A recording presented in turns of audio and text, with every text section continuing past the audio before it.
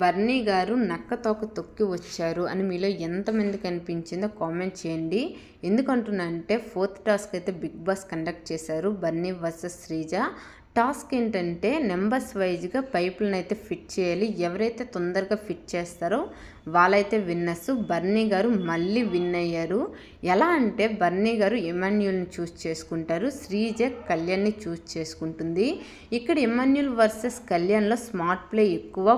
Emmanuel పక్కాగా ఎలా అంటే పైపులను ఫిట్ చేసేటప్పుడు చాలా నెమ్మదిగా, అదేవిధంగా ఒక పైపుకి ఇంకో పైపు ఫిట్ చేసేటప్పుడు చాలా గట్టిగా తాళ్ళతో అయితే కడతాడు. ఇక్కడ కళ్యాణ్ ఏం చేశాడంటే శ్రీజను గెలిపించాలి, ఉంచాలి అనే థాట్తో టెన్షన్ అనేది ఎక్కువ అయిపోవడం వలన మొత్తం పడిపోతాయి పైపులు. దీనివలన ఎమాన్యుల్కి అయితే బెనిఫిట్ అయ్యింది. ఎందుకంటే మొదటి నుంచి గట్టిగా కొట్టుకొని రావడం వల్ల ఎమాన్యుల్ ఈజీగా గెలిచేశాడు. ఇక్కడ కళ్యాణ్ ఏం చేశాడంటే ఫస్ట్ నుంచి మళ్ళీ కట్టడం వల్ల లేట్ అయితే అయిపోయింది. ఓట్ల పరంగా ఎక్కువ ఉంది బర్నీకి, అదేవిధంగా గేమ్స్లో కూడా లీడింగ్ ఉంది. శ్రీజ వెరీ వెరీ డేంజర్లో ఉంది.